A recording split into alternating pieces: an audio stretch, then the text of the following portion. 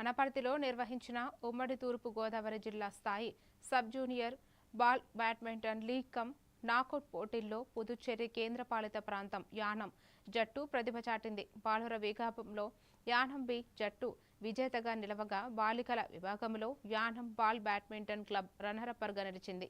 11 బాలుర 11 బాలికల జట్లు పోటీపడిన ఈ టోర్నీలో కోచ్లు బొట్టా శ్రీనివాస్, రాయపురెడ్డి విజయ్ పర్యవేక్షణలో క్రీడాకారులు రాణించారు. విజేతలను సీనియర్ క్రీడాకారులు తల్లిదండ్రులు అభినందించారు.